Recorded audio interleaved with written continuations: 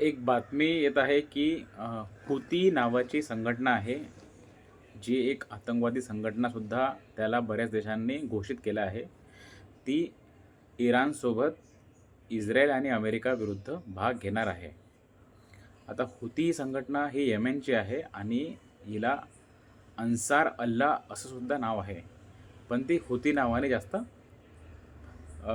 विख्यात आहे किंवा कुख्यात आहे आपण म्हणू शकतो. आता जर हुतींनी या युद्धामध्ये भाग घेतला, तर या युद्धामध्ये अजूनसुद्धा समस्या उद्भवू शकतात.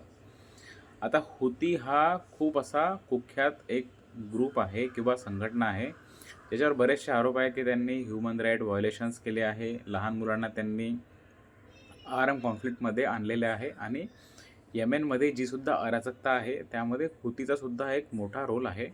म्हणजे आज पण येमेनमध्ये त्यांची पुष्कळशी पॉप्युलेशन जी आहे ती अजूनही गरिबी रेषेखाली जगते आणि तिथे अजूनही भूकमरीसारख्या बऱ्याचशा समस्या आहेत. आता हुतीनी जर यामध्ये भाग घेतला, कारण की ला इराणचं पूर्ण बॅकिंग आहे. बघा मध्यपूर्व आशियामध्ये इराणने 2 असे एक नॉन स्टेट ॲक्टर आहेत. आता नॉन स्टेट ॲक्टर म्हणजे ज्या संघटना आहे ज्यांना कुठल्या देशापासून बॅकिंग नसते, त्यांना नॉन स्टेट ॲक्टर म्हणतात. आता मध्यपूर्व आशियामध्ये 2 असे नॉन स्टेट ॲक्टर आहेत, ज्याला इराण बॅकिंग करते. एक आहे हेझबुल्ला. आपण बरेचदा ऐकलं असेल की इस्रायल लेबनॉनमध्ये अटॅक करते. तर जे अटॅक करते ते हेझबुल्लावर करते. आता हेझबुल्ला याला इराणने बॅक केला आहे. आणि दुसरं आहे हुती. हुती आहे येमेनमध्ये. आता हुतीमध्ये एक गंमत अशी आहे की आपल्या सर्वांना माहिती आहे की जेव्हा इराणचा आणि इस्रायल आणि अमेरिकेचं युद्ध सुरू झालं, तेव्हा इराणने अप्रत्यक्षरित्या किंवा अनऑफिशियली म्हटलं होतं की स्टेट ऑफ हॉर्मुझचा आम्ही आता इथे उपयोग करू देणार नाही. त्यामुळे बराचसा ट्रेड हा म्हणजे बराचसा व्यापार हा प्रभावित झाला होता. बरेचसे कंटेनर्स हे तिथे अडकून पडले आहेत. ही एक आता ग्लोबल न्यूजच आहे.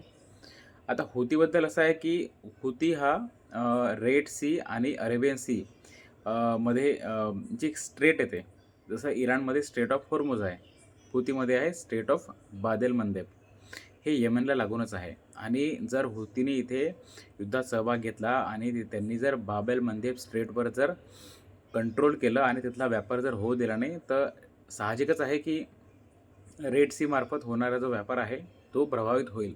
आता रेड सी मार्फत होणारा व्यापार कसा होतो? जो व्यापार युरोपमधून इजिप्तमध्ये येतो, तुम्हाला सर्वांना माहिती असेल सुएझ कालवा, सुएझ कॅनलमधून हा व्यापार होत हा रेड सीमधून बाब एल मंदेबमध्ये येतो आणि त्यातून नंतर अरेबियन सी आणि नंतर तो भारतामध्ये येतो. जसं की गुजरातमध्ये पोर्ट आहे आपले, मुंबईमध्ये पोर्ट आहे, मंगलोरमध्ये पोर्ट आहे. तिकडे जर खाली आपण बघितलं तर श्रीलंकेमध्ये पोर्ट आहे आणि त्यानंतर ते मलक्का स्टेटला वेढा घालून ते चीनमध्ये किंवा पूर्वी एशियन देशामध्ये सुद्धा जातो. तो हा असा एक खूप मोठा असा जलमार्ग आहे.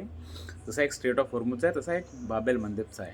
आता हुतीने जर कंट्रोल केलं तर परत ट्रेडचा इश्यू येईलच. बऱ्याचशा देशांना व्यापारामध्ये समस्या येऊ शकते आणि दुसरी गोष्ट ही सुद्धा आहे की ह्या युद्धाचा जो परिणाम आहे किंवा युद्धाची जी युद्धाचं एक्सपान्शन आहे, हे खूप होईल आणि याचा परिणामसुद्धा खूप जास्त होऊ शकतो तिथल्या भागामध्ये. म्हणजे येमेन झाला, आता येमेनला लागून सौदी अरेबिया आहे, तिथे बाजूला ओमानसुद्धा आहे, इथे पण सुद्धा होऊ शकतो. आता माहिती नाही काय होईल त्यात, पण जर लागून असलेले देश आहेत त्यामुळे होऊ सुद्धा शकतो आणि आपल्याला त्याबद्दल खात्रीलायक देता येत नाही.